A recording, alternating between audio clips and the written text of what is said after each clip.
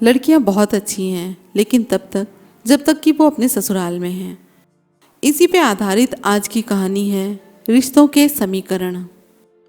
रात के करीब 10 बज चुके थे। थकी हारी नेहा घर पहुंची तो भाभी ने रूखेपन से कहा, दीदी तुम्हारा खाना ढक रखा है, चाहो तो गर्म करके खा लेना। नेहा ने सिर हिलाते हुए कहा, अच्छा, और कपड़े बदलने के लिए अपने कमरे में चली गई। हाथ मुंह धोकर खाना लेकर वे अपने कमरे में आई ही थी कि भाभी की बातें उसके कानों में पड़ी। अब तो हद हो गई है, रोज ही रात को देर से लौटना। कभी खाना खाया तो ठीक, नहीं खाया तो ठीक। इन्होंने तो नाक में दम कर रखा है। मोहल्ले वालों की बातें सुन सुनकर तो मेरे कान पक गए हैं। भगवान जाने कब तक छाती पर मूंग दलती रहेंगी। भाभी भैया से ये सब कह रही थी। अब तक भैया ने एक शब्द भी नहीं कहा था। इस पर खींचती हुई भाभी बोली, अब कुछ तो बोलो, तुम्हारी शह पाकर ही तो सिर पर चढ़ती जा रही हैं। कल ही दीदी से साफ साफ बात कर लो, वरना मैं ही पूछ लूँगी। इस पर भैया का कुछ धीमा सा स्वर, धीमी सी आवाज़ सुनाई दी, अरे ऐसा गजब मत करना भगवान, उसी की कमाई से तो ये घर चल रहा है। कुछ और निर्णय ले लिया उसने तो पछताती फिरोगी। भूल गई क्या वो पिछली घटना, जब हमारे तंग करने पर गर्ल्स हॉस्टल में रहने चली गई थी वो। तब घर में कैसे फांके पड़ गए थे, कितनी मुश्किल से मना कर लाए थे हम उसे। ये बातें नेहा के दिल में नश्तर सी चुभ रही थी। ये सब बातें अब तो आए दिन होने लगी थी। नेहा सुन सुनकर थक चुकी थी, हर बार खून का घूंट पीकर रह जाती। उसकी भूख भी खत्म हो चुकी थी। उसने थाली को वापस रसोई में ला कर रख दिया और चुपचाप बिस्तर पर आकर लेट गई। नींद आंखों से कोसों दूर थी। सुबह उसे जल्दी मिसेज अग्रवाल के यहाँ पहुँचना था। दिन भर कभी ट्रेन का तो कभी बस का सफ़र करना और एक जगह से दूसरी जगह पर पहुँचना, ये सब उसकी दिनचर्या का हिस्सा था। नेहा एक फिजियोथेरेपिस्ट थी। उसे अपने मरीज के घर जाकर व्यायाम, मालिश आदि के बारे में बताना समझाना पड़ता था। इसके लिए उसे मुंबई जैसे शहर में बहुत भागदौड़ करनी पड़ती थी। उसके मरीजों में कई नामी गिरामी हस्तियां थीं। काफ़ी अच्छी प्रैक्टिस चल रही थी उसकी, पर इस मुकाम तक पहुंचने में उसे काफ़ी मेहनत और संघर्ष करना पड़ा था। जिंदगी के 15 साल उसने इसी पेशे में बिता दिए थे, तब कहीं जाकर इस मंजिल पर पहुंची थी वो। उसने काफ़ी जद्दोजहद करी थी अपने आप को स्थापित करने में। नेहा को याद आने लगे वो दिन जब वो छोटी थी। बड़े भाई के बाद हुई थी वो। खूब नाजों से पाला था उसके मम्मी पापा ने। नन्ही प्यारी सी गुड़िया लगती थी वो। उसके पापा उसकी हर फरमाइश पूरी करते। हमेशा कहते, नेहा की माँ देखना, एक दिन मेरी बिटिया इतनी बड़ी अफसर बनेगी कि दुनिया इसके आगे सिर झुकाएगी। पढ़ाई में इतनी होशियार है और सुंदर भी। इसके लिए मैं तो राजकुमार सा दूल्हा ढूंढूंगा। माँ भी पिता का समर्थन करती। उनके यहाँ कई पीढ़ियों से बेटी नहीं हुई थी, इसलिए बेटी की बहुत ख्वाहिश थी उसके पापा को। पर ये हालात तब खत्म हो गए जब एक और बेटे की चाह में उनके यहाँ 6 बहनों की लाइन और पैदा हो गई। पिताजी सब संभाल ही रहे थे कि एक दिन हार्ट अटैक में चल बसे। उस वक्त वो 10वीं कक्षा में थी। 7 बहनों में इकलौता भाई अधिक लाड प्यार से बिगड़ गया था। उसका मन पढ़ाई में बिल्कुल नहीं लगता। लेकिन वहीं नेहा पढ़ाई में होशियार थी। पिता की मृत्यु के पश्चात माँ ने भी खाट पकड़ ली। अब तो स्वयं की पढ़ाई, घर का काम, छोटी छोटी बहनों की देखभाल, सबकी जिम्मेदारी अकेले नेहा पर आ पड़ी। उसने पिता के मिले प्राइवेट फंड की रकम को बैंक में जमा करवाया और साथ ही ट्यूशन भी करने लगी। समय ने उसे वक्त से पहले ही परिपक्व बना दिया था। 12वीं के बाद उसने फिजियोथेरेपिस्ट का कोर्स कर लिया। साथ ही घर, परिवार, बहनें, सबकी जिम्मेदारियों को भी निभाती रही। उसके पिता के दोस्त थे मंगल सेन जी। उनकी सिफारिश पर उसे किसी प्राइवेट नर्सिंग होम में फिजियोथेरेपिस्ट का काम मिल गया था।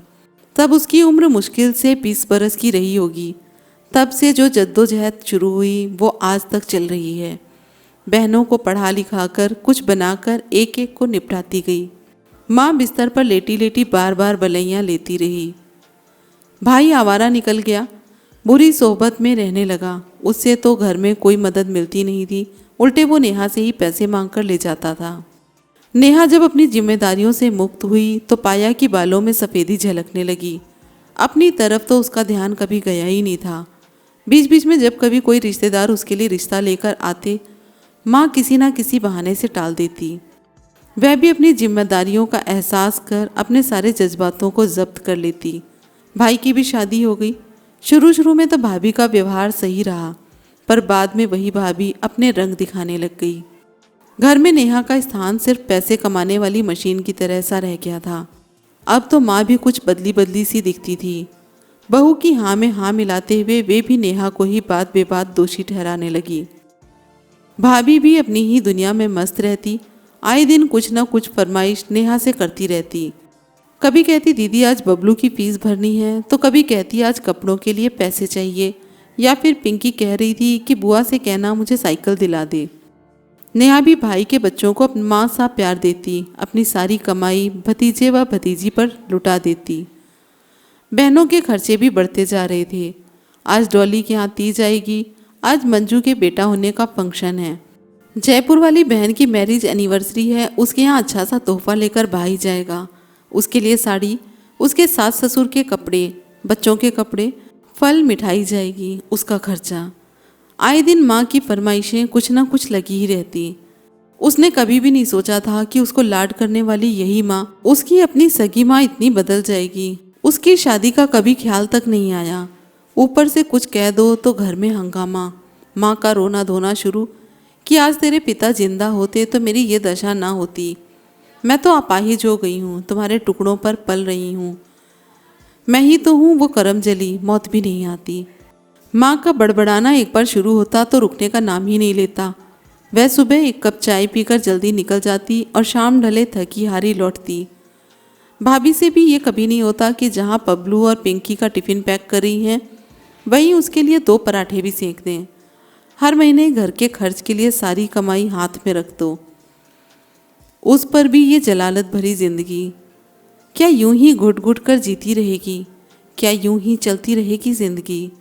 आखिर कब तक? ये सोचते सोचते उसकी आंख लग गई। अगले दिन उठी तो सिर बहुत भारी था, मन नहीं कर रहा था तैयार होने का, पर घर पर रहकर भी क्या करती। दूसरे मिसेज अग्रवाल की आर्थराइटिस बहुत बढ़ गई थी। उनकी एक्सरसाइज और मसाज करने के लिए भी जाना ही था। नेहा की वो बहुत पुरानी मरीज थी और फीस भी अच्छी मिलती थी वहाँ से। बेमन से तैयार हुई, 1 कप चाय पीकर निकल पड़ी। उसके काम पर जाने के रास्ते में एक अनाथालय पड़ता था। वो जब भी अपनी मरीज के घर पहुंचती उस अनाथालय की ओर पर बस ही उसकी दृष्टि उठ जाती। कुछ समय से 4-5 साल का एक प्यारा सा बच्चा अनाथालय के गेट को अपने नन्हे नन्हे हाथों से पकड़े खड़ा हुआ उसे जाते जाते टुकुर टुकुर देखता रहता। वह भी उसकी प्यारी सी मुद्रा पर दृष्टि डाले बिना रह नहीं पाती थी। काफ़ी दिनों तक ये क्रम चलता रहा। एक दिन वो कुछ टॉफ़ियाँ लेकर उस बच्चे के पास पहुंची और बैग से निकालकर उसे देने ही वाली थी कि वह घबराकर पीछे मुड़ा और लंगड़ाता हुआ अंदर चला गया। नेहा उसकी चाल को देखकर उसकी परेशानी समझ गई और काफ़ी देर तक वहीं खड़ी रही। उसका मन उस बच्चे को देखकर व्यथित सा हो उठा और वह अनमनी सी वहाँ से चल दी। उस दिन अपने सारे काम तो उसने निपटाए, पर मन के किसी कोने में वही बच्चा, उसकी लंगड़ाहट, मासूम सा चेहरा आदि उसकी आंखों के सामने तैरता रहा। अगले दिन जब वह फिर से वहाँ से गुजरी तो वही बच्चा उसी मुद्रा में दिखाई दिया। वह यंत्र चालित सी उसके पास पहुँच गई। वह उसे देखकर पीछे मुड़कर लौटा नहीं। इस पर नेहा ने उसे बैग से टॉफ़ियाँ निकालकर देने के लिए हाथ बढ़ाया, लेकिन बच्चे ने अपना हाथ नहीं बढ़ाया। नेहा ने कहा, बेटा ले लो। इस पर वह तुतलाता हुआ बोला, आंटी डांटेगी। नेहा को बच्चे की इस बात से उसकी समझदारी का एहसास हुआ। उसने कहा, अच्छा बेटा एक बात बताओ, तुम्हारी आंटी हाँ कह देगी तो ले लोगे ना? इस पर उसने हाँ में सिर हिला दिया। नेहा ने पूछा, तुम्हारा नाम क्या है? उसने जवाब दिया, बंटी। नेहा ने फिर से उससे पूछा, हमसे दोस्ती करोगे? उस पर उसने फिर से हाँ की मुद्रा में सिर हिला दिया। अब तो नेहा का ये नित्यक्रम हो गया। वे दोनों मानो एक दूसरे की प्रतीक्षा में रहते थे। नेहा के मन में मातृत्व की भावना हिलोरे लेने लगी। उसकी भी शादी हो गई होती तो उसके भी प्यारे प्यारे बच्चे होते। उसे वह बच्चा इतना प्यारा लगने लगा कि उसने निर्णय ले लिया कि वो उसे गोद लेगी। उस दिन वह अपने एक मरीज जो कि एक वकील थे उनसे मिली और गोद लेने के सारे नियम जाने। उस दिन घर लौटने पर वह इन विचारों के उलझनों में उलझी रही। इस घर में रहकर उस बच्चे को पालना नामुमकिन था, फिर वो क्या करे? इसी कश्मकश में वह घिरी रही। फिर भी कुछ फैसले उसने कर ही लिए थे। उसने घर वालों की चोरी से बैंक अकाउंट खोल रखा था जिसमें वो हर महीने रुपए जमा कराती आ रही थी। अब तक तो काफ़ी पैसे इकट्ठे हो गए थे। उसने निर्णय लिया कि वो अपना अलग घर लेगी, घर चाहे छोटा ही क्यों ना हो। इस निर्णय से मानो उसे जीवन जीने की एक नई दिशा मिली। उस रात वह बंटी को लेकर अपने नए जीवन के बारे में सोचती रही और निर्णय लेती रही कि कल सबसे पहला काम वह अनाथालय की संचालिका से मिलने का करेगी। अगले दिन जब वह सुबह उठी तो बहुत खुश थी। उसे यूं लग रहा था कि मानो सूरज की किरणें भी उसकी खुशी में साथ देखकर दमक रही हैं। वो तैयार होकर निकली और अनाथालय जा पहुंची। बंटी हमेशा की तरह अनाथालय के गेट के पास खड़ा था।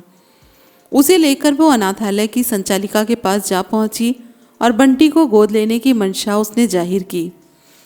उसकी आर्थिक स्थिति, कामकाज आदि के बारे में विस्तृत जानकारी पूछी गई। इन सब से संतुष्ट हो उसे कुछ औपचारिकताएं पूरी करने के लिए अगले दिन बुलाया गया।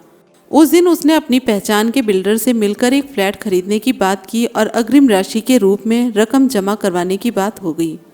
फ्लैट भी वो देख आई। फ्लैट का कब्जा भी उसे जल्दी ही मिल जाना तय हो गया।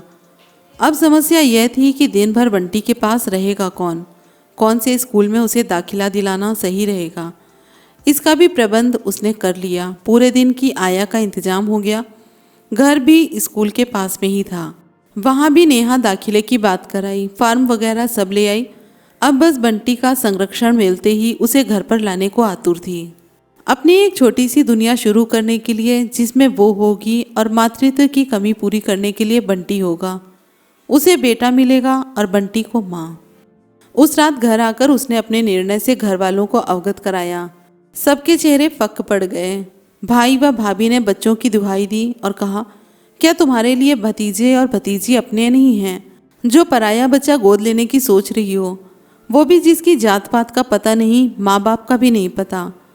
खूब रोना धोना हुआ। उसे तरह तरह से समझाया गया, रिश्तों की दुहाई दी गई, उसके दायित्वों का एहसास कराया गया। साम दाम दंड भेद जब कुछ भी काम ना कर सके तब माँ ने रोना शुरू कर दिया। नेहा तब भी नहीं पिघली। उस दिन उसने पहली बार अपना मुंह खोला। किन रिश्तों की दुहाई दे रहे हैं आप लोग? मैं तो सिर्फ और सिर्फ पैसा कमाने की मशीन हूँ। मेरे दर्द को भी कभी समझा है आप लोगों ने? मेरी भावनाओं की कभी कद्र की है आपने? मैं तो छाती पर मूंग दल रही हूँ ना आप लोगों के। मेरी वजह से मोहल्ले के लोग आपकी छीछा लेदर कर रहे हैं। मैं भी कभी विवाह के योग्य हुई थी। क्या मेरी चिंता हुई थी आप लोगों को? कहने को ये मेरी माँ हैं, पर इन 35 सालों में इन्होंने जो मेरे साथ किया वैसा तो सौतेली माँ भी ना करती। फिर भाभी के लिए तो मैं क्या कहूँ, वह तो पराए घर की लड़की है। मेरा ये भाई, जिसे भाई कहने में भी शर्म आती है, क्या इसने भाई होने का दायित्व निभाया है? जब से होश संभाला है माँ तुम्हारी ही गृहस्थी को पार लगाती रही है ना। ये तुम्हारा लाडला संभालेगा अपनी जिम्मेदारी। तब सारे नेक पूरे करवाना अपनी बेटियों के, जो कि आज तक मुझसे करवाती रही। जिन बेटियों का पक्ष लेकर मुझसे लड़ती रही, अब आए ना वो आप लोगों को संभालने। आपकी बेटियों ने भी जैसा व्यवहार मेरे साथ किया दुश्मन भी ना करता। सुबह से रात तक काम में अपने आप को डुबोए रखना, असमय ही बूढ़ा बना दिया मुझको। क्या मेरे अरमान नहीं हो सकते? इसके बारे में कभी सोचा नहीं आपने? बहुत जी लिया आप लोगों के लिए, अब जीऊंगी सिर्फ अपने लिए और अपने बेटे के लिए। सभी को आवाज़ छोड़ अपने कमरे में आ गई, अपना सामान समेटा और अगली सुबह का इंतजार करने लगी। अब वह भी अपने छोटे से आशिया में अपने बेटे के साथ रहेगी। अगली सुबह जब वह सूटकेस लेकर अपने कमरे से बाहर निकली तो देखा बैठक में पूरा परिवार जमा था। बच्चे सहमे हुए से खड़े थे। भाई ने बोलने के लिए मुंह ही खोला था कि तपाक से नेहा ने कहा, बस मुझे अब और कुछ नहीं सुनना। मेरा निर्णय अंतिम निर्णय है और इसे मैंने बहुत सोच समझ कर लिया है। बच्चों की पढ़ाई के लिए मैंने बैंक में पैसे जमा करवा दिए हैं। ये लो पासबुक और चेकबुक। नहीं चाहती कि आपके साथ ये निर्दोष भी सजा भुगतें। और ये कहकर अपना सामान लिए वह तीर सी निकल गई, सबको अवाक छोड़कर। थोड़े दिन तक वो हॉस्टल में रही। इस बीच उसे फ्लैट पर कब्जा मिल गया।